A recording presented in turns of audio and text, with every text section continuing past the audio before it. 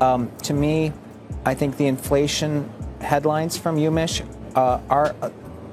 they're not great to see, but also I think that they are messed, or there's a political component to this, because if you break that down between Democrats who see 5% inflation and Republicans at zero, the blend is actually pushing this number up. But to me, it just gets messy around elections. Yeah, but I mean, let's be honest. There are broad concerns about parts of this agenda from this White House, including, I might add, from the Fed, that it could be inflationary when rates are already more elevated than I think the Fed would like to see. They'd like to be able to cut more, but their hands are tied.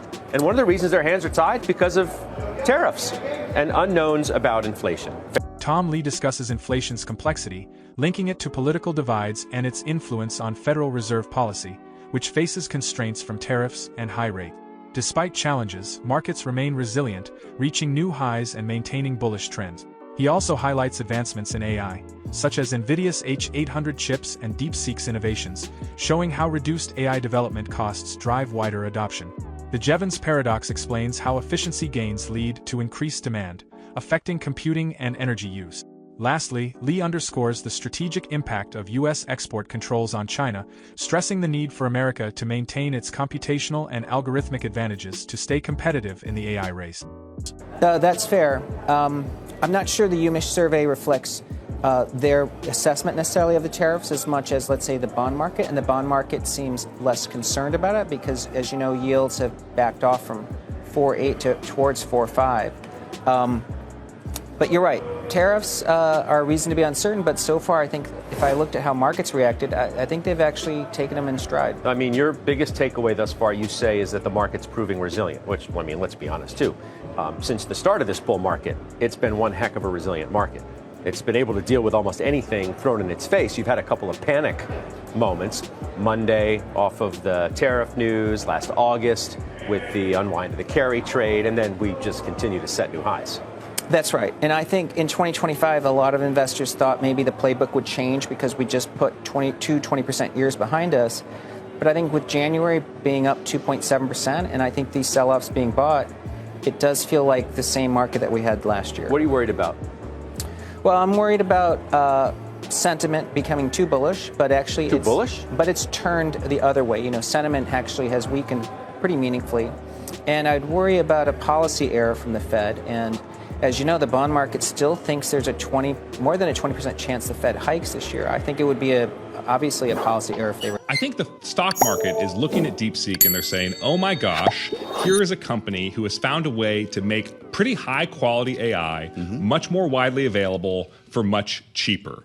So therefore, the price performance of a company like OpenAI, how are they going to justify that cost when suddenly it's so cheap to make? And the Jevons paradox has a really important answer to everybody who's out there shorting Nvidia or shorting Microsoft right now.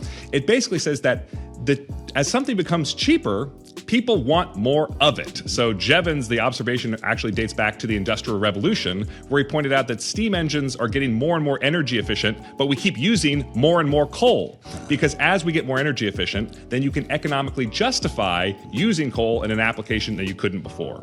The exact same thing is true in computing. The cost of one operation of computing has dropped by, 20 trillion fold since, the 1950s when we first invented computers. But are we using more computers or are we using less computers? Are companies making more money selling computers or less money selling computers? The basic point here is that Microsoft is, thank goodness AI is so cheap, because now the universe of people who are going to want to buy it from me just grew a lot. Fascinating. What does this mean for the energy companies, by the way? It's not just the Nvidias that are down. It's the Constellations and the others that we've been talking so much about. Clean, renewable. Is it going to be nuclear? Will we still need expensive energy if Jevons correct? Well, it's the exact same phenomenon. Decline in price as well? No, it's the exact same phenomenon, just applied to the energy. If you go back 10 years, how much was data centers as a share of the U.S. electrical grid demand? It was hardly anything. But at the exact same time, that computer chips got more powerful, that algorithms got more efficient, suddenly data centers are actually a pretty reasonable chunk of the US grid. Yeah. And now it's looking like they're going to consume a lot more. Well, increasing efficiency has already been a part of that story. An Nvidia chip today is literally 10,000 times more efficient than an Nvidia chip a decade or two ago. Yeah. And at the same time that they're getting more efficient, at the same time that you're using less energy per unit of computation, you're making the economic and the business case that much more attractive for every additional use case for that competition. I have to admit, this all sounds pretty positive in the grand scheme. So let's get to this case specifically and why Wall Street is so freaked out. DeepSeek, we're told this happened with $6 million in funding. Is that possible? Is that true? So it's which part of the story you want to say. Okay. This specific model training run, right? When you're training an AI model, how much computation did you use on that one run? Yes, that was $6 million worth of computation. But there's all the other model training runs that didn't work, right? When DeepSeek says that's what it cost, that didn't say their entire computing costs for all of their research and development, for all the work that went into creating this model was $6 million. They said this one individual training run was $6 million. Another thing to note here is, part of the reason why everybody's so excited is this is a model that has reasoning capabilities. This is the advance that OpenAI came out with in the O1 series of models in September of last year. Well, it turns out what DeepSeek has proved is that upgrading a pretty decent base model, think like GPT-4, to a reasoning model, that is actually not as computationally intensive as had been understood widely in the press. But inside the big AI companies, OpenAI, Anthropic, they already knew all of this. They were already benefiting from all of this. Recall that Sam Altman said that O3, the most advanced category of model, the one that was blowing away benchmarks in December of 2024, he said the price of giving away that model usage, free. Right? So costs are coming down for everyone, not just for DeepSeek. What DeepSeek is doing is replicating a series of research that American AI companies had already been benefiting from. They just weren't sharing it loudly and publicly. Okay. Did this company get its hands on Nvidia chips? Or did it reinvent the wheel with some kind of popcorn chip that it stacked in a way that we've never seen before? So according to this company, according to DeepSeek, they used NVIDIA chips. All right. But they specifically used NVIDIA H800 chips. So folks who watch the export controls debate in Washington, export control policy in Washington closely, such as myself, you may remember that in October 2022, that's when the Biden administration launched this AI chip restrictions, export controls strategy. But they got the performance thresholds wrong. They thought that they were saying, oh, you have to buy 2 generations old of NVIDIA chips. But what NVIDIA found out is actually if we make this one tweak to our existing best-in-class chips, they're actually legal to sell. So there was whereas the Biden administration was under the impression that they were putting China under like a 50 or 60% performance penalty, actually they were only imposing like a 10% performance penalty. And there was an entire year between October 2022 and October 2023, when it was illegal to sell unlimited numbers of these H800 chips. So this is the whole story. This is what we need to talk story. about. They have been, export controls have a lagging effect, right? It's not like you stop selling it and everything that's already in China magically blows up, right? They still have what they already bought. And in this case, we are dealing with the failure of the design of the export control architecture of October 2022.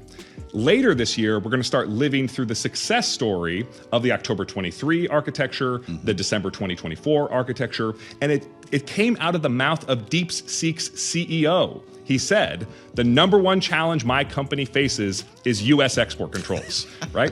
When Biden and Xi Jinping meet to discuss foreign policy issues, time and again, I've heard this from Biden administration officials, time and again, Xi Jinping changes the topic back to these export controls and why he needs them to go away immediately. He's not asking to get rid of them because they aren't working. He's asking to get rid of them because they are working, because they are imposing significant costs. Now, I don't want to suggest that there's no legitimate technical innovation underpinning this new DeepSeek model release. There's some legitimately impressive stuff in here. Folks who work at American AI labs are reading these papers. They are seeing innovations they can use. But think about what advantages America can secure that are durable and hard to replicate, and what advantages China can secure that are durable and hard to replicate. All of the algorithmic innovation, all of the architectural innovation that is represented in this DeepSeek model, 100% of it is available to American AI companies. They get to copy any new innovation. By contrast, all the computational advantages that American companies have, Chinese companies can't copy that because they can't make the chips. Tom Lee discusses the complexities of inflation, highlighting political divides and the impact on Federal Reserve policy, while noting the market's resilience despite challenges like tariffs and high rate. He also warns of potential Fed missteps and shifting investor sentiment. Lee further explores advancements in AI, such as Nvidia's H800 chips and DeepSeek's innovations, emphasizing how lower costs drive wider adoption. He underscores the importance of U.S. export controls in maintaining a competitive edge by limiting China's access to advanced technology. How will inflation and Fed policies shape the market in the future? Can U.S. export controls sustain its leadership in AI innovation?